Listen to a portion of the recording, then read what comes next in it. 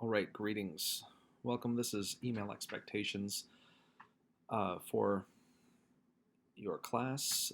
This is a small percentage of your grade, but I thought since this is a communication course, we might as well just go over briefly my expectations for email since we'll be submitting assignments this way. And the primary mode of one-on-one communication that I've noticed since the start of the pandemic has been email. Even with office hours, sometimes it's more accessible to have an asynchronous way of um, communicating with your professor.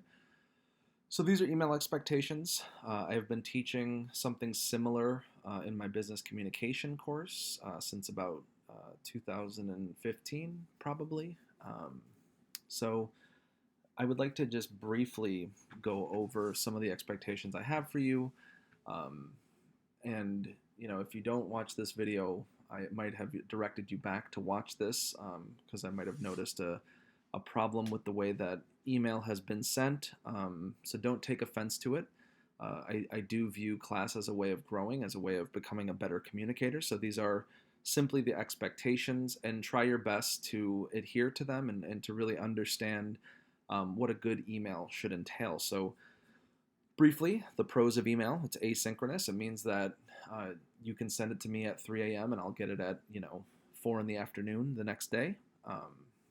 It also means that you're not going to get instant feedback. So expecting somebody to turn around and respond to you within 30 minutes might not be very reasonable. Every organization has their own expectations. Every individual has their own expectations of themselves. I try to be as diligent as I can within reason. Now, I do like to create a little work-life balance. So most weekends, I don't check my email. I try to leave that to be, which is why I'm flexible. I know a lot of students do their work on the weekends. So I'll respond on Monday morning. I'll respond on Monday afternoon. If it's a rushed morning, I might not get to it till the afternoon. But I will respond. If you don't hear from me, shoot me another email or give me a call and leave a voicemail. That is also an option. Most of the times, it is a simple omission. Sometimes I'll read something. If I have to pull up an email and by accident it's the first email in my box and it opens up, it gets marked as read, and then I don't come back to it.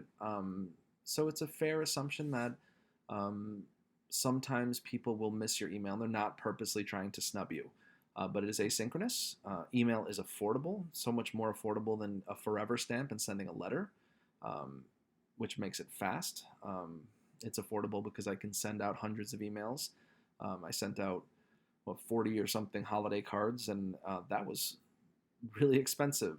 But email would have been much more affordable. It's easy to organize. I have many folders in my own personal email to organize, everything from, so when I was on the job hunt looking for jobs after I finished school, I would have a folder just for that. I have a folder for receipts, for housework, for things that I purchase, a folder for personal things. So it's easy to organize. Allocates resources. It's easy for me to send a PDF via email.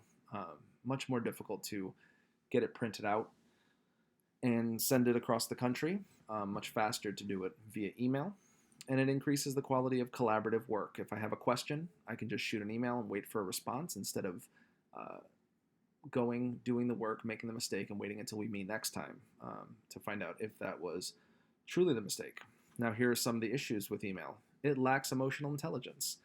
I'm not going to be able to, say everything. Now, I had a conversation with my best friend today via text, and at one point he made it, clear to say, I'm not, taking a defensive tone with you, or I'm not taking an offensive tone with you.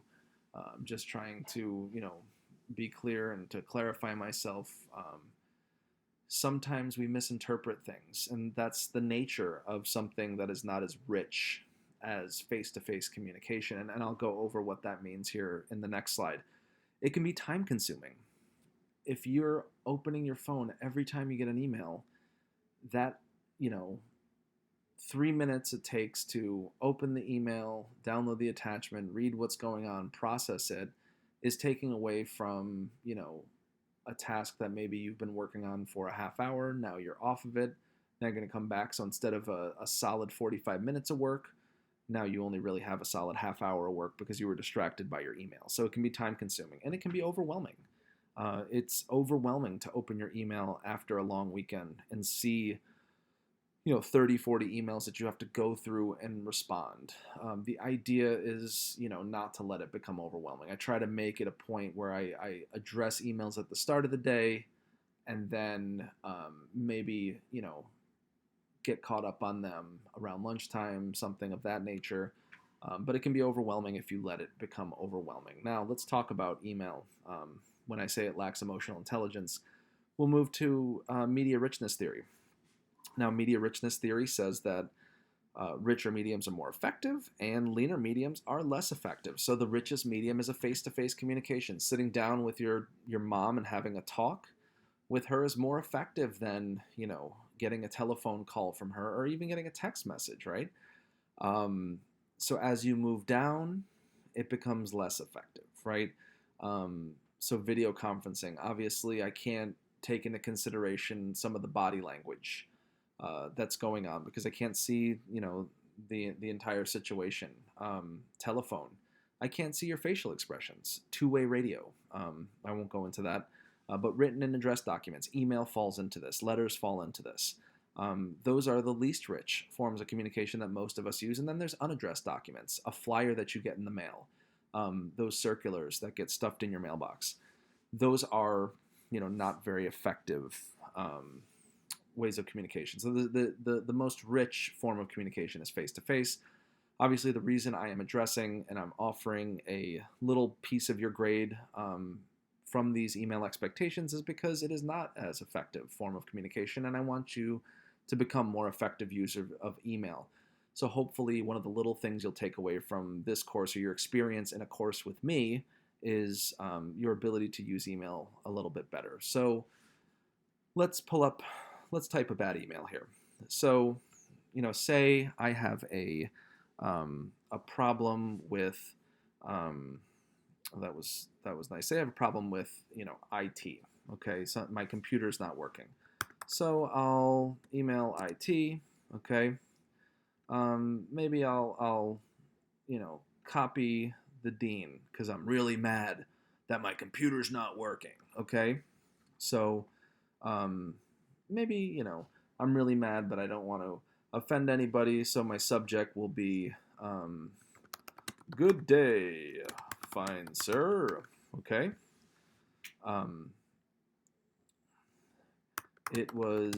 I'm starting off with my bad email. It was nice seeing you at the luncheon the other day. Oh, luncheon. All these corrections here. The other day. I enjoyed hearing about your son's RC hobby. I have an issue with my computer. Please contact me. Thank you, Rob. Okay? So this is a bad email, right?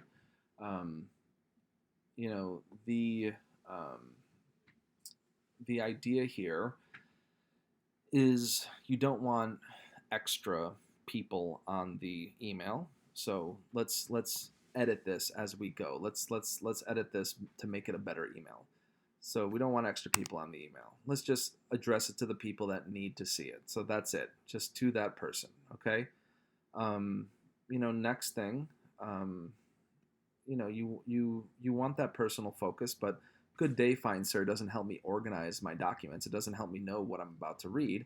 So computer issue would be a better subject. Okay. All this stuff, all right? All this stuff, let's move it down here instead. Okay. Let's cut that. And there's no niceties in here, but let's add some. So instead of saying it was nice seeing you at the luncheon, let's just say greetings. That's typically how I start my emails. Greetings. I have an issue with my computer, okay? But we want to add some maybe supporting evidence. It will not open the F drive. And that's an issue I do have with my computer sometimes, and the help desk has helped me with that before. Maybe you do want to say something about the luncheon. It was nice seeing you the other day. I look forward to hearing from you. But you don't need all the extra stuff. And then thank you. That's it. Okay? So that is basically what's going on here. You don't want multiple recipients, okay? You want to be brief and to the point. Your subject should be, spot on. It should be exactly what you're talking about. Don't be too personal, okay? Get to the point, okay? And that's basically what a good email looks like. Let's say the person didn't get back to me. Okay, say IT didn't get back to me. So I'm mad. I'm going to email, and I'm going to copy Donald Trump, and I'm going to copy Obama, okay?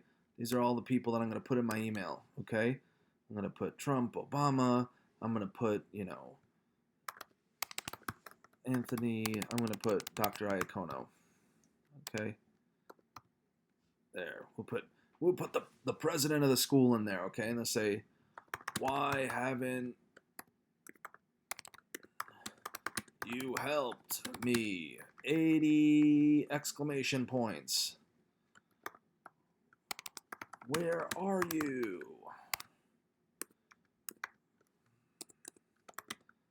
I need to do my work and I don't have access to my files. Okay?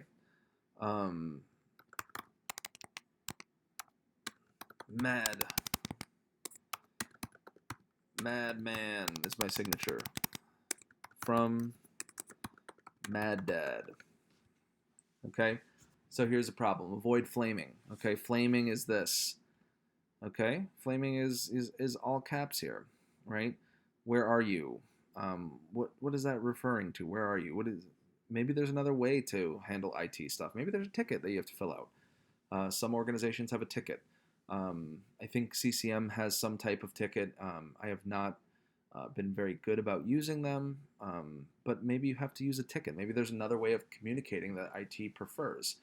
Pick up the phone, right? So I already said if you try to get a hold of me and you can't get a hold of me, send me a voicemail. Maybe I missed your email. That's totally possible. Get rid of all these recipients. You don't need all these recipients here. You don't need to copy all the presidents you know, okay? Try to use a different communication channel, right? Why haven't you helped me, right? Where are you? Okay. So this is a good email. Now let's write an email to me. Okay. Let's just do one thing. Okay. We're gonna write a good email now. This is a good email. So, issues with exam. Greetings. Okay, Rob is fine. Greetings, Rob. Okay. I started to take the exam and my internet cut off. Is there anything I can do to retake the exam? Thank you. Kyle. That's it. Okay? Simple. Issues with exam. I stated the issue. Okay? I offered some support. And I closed. I said, I signed the name. Okay? That's a good email. All right? So let's go and look at the components of a good email. Email is super simple, but there's a couple things you should remember. There's only 5 elements to an email. So let's go look at those. This is a good email. It's a subject. So that's the subject line. Your subject should be the same as what you're trying to ask or what you're trying to convey. So, say you're having a problem with the people in your group and you want to let them know that we have to get everything done for a group meeting so we can practice our presentation for our engineering class. You just say in the subject, you know, trying to stay on deadline for our engineering presentation. That's the subject. Then you put a greeting. I just simply write greetings, but you can write hello. That's fine. My wife usually writes hello. That's the way that she does her greeting, and it's very personal. However you want to do it. Greeting is just however you like to say hello. You could say dear, you know, Dr. Smith. Restate the subject. The subject restated would be I'm trying to get everything organized before we meet next Tuesday. Um, and you want to don't be relational with your times before we meet next week. Be very specific about your times because, email might be read later than, don't say today because somebody might read it tomorrow, right? Support the argument. Just give a brief supporting sentence. I want to get everything put together so we can have a good presentation and we're prepared when we practice. And then closing, just goodbye or thank you, whatever. Put your name. That's it. Good email form. Those are the email expectations. Here's a quick quote to end the email expectations.